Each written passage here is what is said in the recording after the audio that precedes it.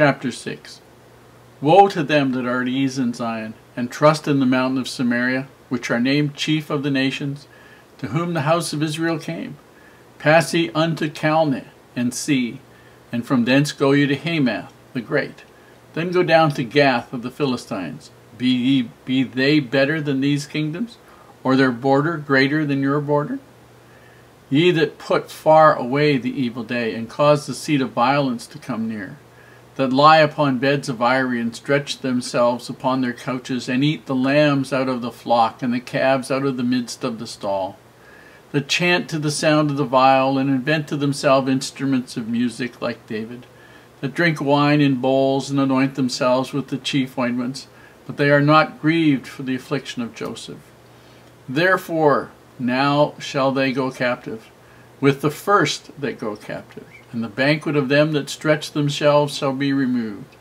The Lord God hath sworn by himself, saith the Lord God of hosts, I abhor the excellency of Jacob, and hate his palaces. Therefore will I deliver up the city with all that is therein.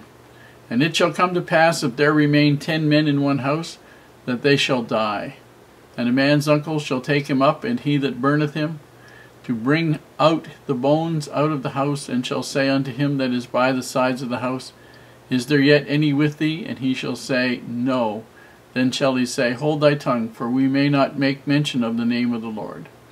For behold, the Lord commandeth, and he will smite the great house with breaches, and the little house with clefts.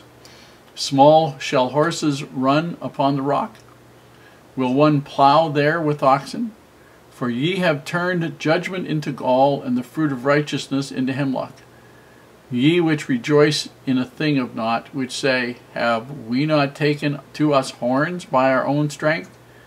But behold, I will raise up against you a nation, O house of Israel, saith the Lord God of hosts, and they shall afflict you from the entering in of Hamath unto the river of the wilderness. Chapter 6 could have as a heading, Woe unto those who are at ease or wealthy, or think everything is wonderful in Zion, meaning this particular case, what Israel, the northern kingdom, thought it was. Everything was righteous. They were wonderful people. Of course, the Lord had a different view of that. Now here the Lord talked about the captivity that he foresaw for Israel. He told them to look at various other places where there had already been judgments. So you got to remember that he is not just the God of Israel. He's the God of the whole world. That all the children of every country, all over the whole world, everybody are his spirit children who come to earth to get bodies. So he is entitled to be their judge. And he told them to look and see, and he gave 3 examples. Calneh, which is in Mesopotamia, which had been conquered by Assyria. Hamath, which is in Syria, and had been conquered by the Assyrian Empire. And Gaza, which is in the Philistine area, that had had more than its share of problems. Been a battleground between the Assyrians and the Egyptians for centuries. And asked themselves this: were the Israelites really any more righteous than these people had been? And the truth was they weren't. They were no longer a peculiar people, a chosen people unto the Lord, not because the Lord hadn't chosen them, but because they had, the people of Israel, had chosen to have nothing to do with the Lord. They had rejected him. Now, the most important thing here, probably, for some people at least, and for the people who were wealthy and nobles and of high birth and high-minded about how wonderful they were, was that these people would be among the first to suffer. It wasn't just going to be the poor people, and the rich people could buy their way out. This time it was going to be big-time trouble, and all those people who thought everything was wonderful, they were at ease. All those people who were careless about things, all those people who didn't worry about things, all those people who had lots of money and time and wealth and servants and slaves and all kinds of things, they were going to suffer this time. He also talked about those who were careless and reckless in Israel. Those for whom life was easy and simple, who didn't have to work hard, who were self-satisfied, who were arrogant. Well, you know, we just pulled ourselves up by the bootstraps. Everybody else can do what we did. Well, not everybody else can.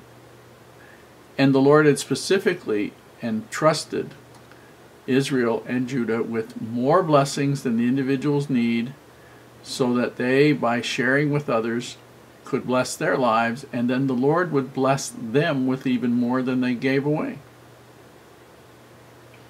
Those who were indifferent to the morals, were indifferent to the lack of righteousness of their entire country, as long as nobody bothered them about the things that they were doing, were going to suffer. Exile was going to be their lot. Their nation was going to be destroyed because the people perverted the truth, and they were not just, were not honest, were not honorable, were not fair, were not obedient to the gospel laws. Israel's destruction was made absolutely certain as the natural consequences of her own choices, of the attitudes that she chose to have, of the behaviors she chose to engage in. That's the whole story of Amos right there, and it's the whole story of Israel right there.